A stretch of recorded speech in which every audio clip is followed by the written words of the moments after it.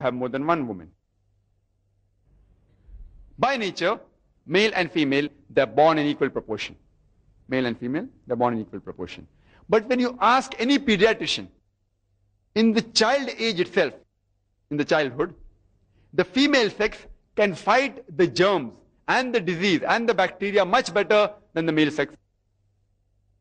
So in the children age group itself, there are more male children dying than the female children. So in the pediatric age itself, you find the population of the females more than the male population. As you grow up, deaths take place due to accidents, cigarette smoking, due to war. In these cases, more male are dying than females.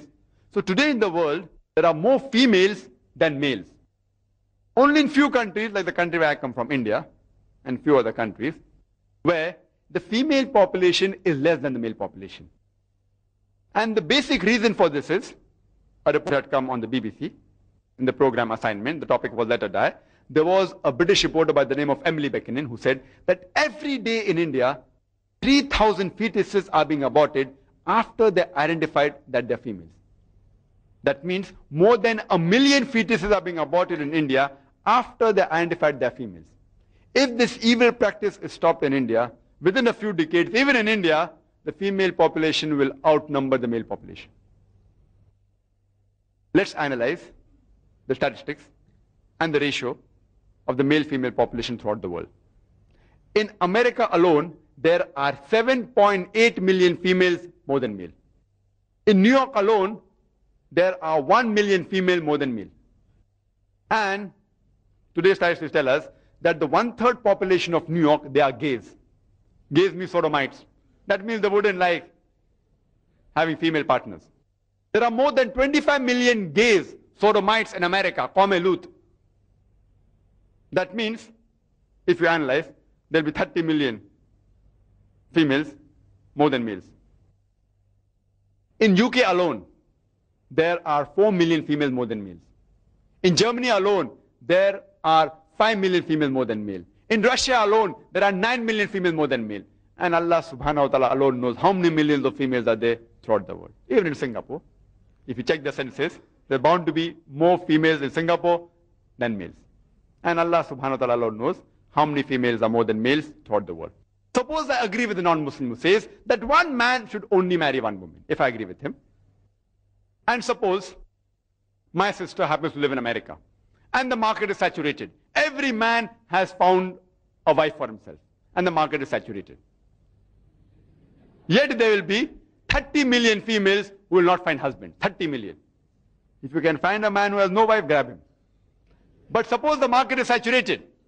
If you go to America, market is saturated. That every man has found a woman for himself, yet there will be 30 million females who will not find husband. Now the only option remaining for these women, and suppose my sister happens to be one of them, or suppose your sister happens to be one of them, the only option remaining is that she either marries a man who already has a wife, or she becomes public property. You know, people say, Brother Zakir, public property? What do you mean by public property? I tell them this is the most sophisticated word I can use. I cannot think of a better word, because, I am a Dai. I have to use good words. I can't use other words, I have to take care of my language. It is the most sophisticated word I can use. And you ask that to any modest woman, that would she prefer marrying a man who already has a wife, or become public property? Any modest woman would opt for the first. But when you go to the Western world, you find there that it's very common practice that they are mistresses. On average, if you see the statistics of America, on average, a man has 8 different sexual partners before he settles down with one permanent one. 8. Statistics of America. Some may have 20, some may have 30, some may have 1. 8 different sexual partners. Mistresses are so common. And when a woman becomes a mistress, that means has sexual relationship without the wedlock, she has no protection, she has no rights, she has no honor. All this goes down the throats of the Westerners very easily. But when we say that Islam allows a man to marry more than one woman, they cannot digest it.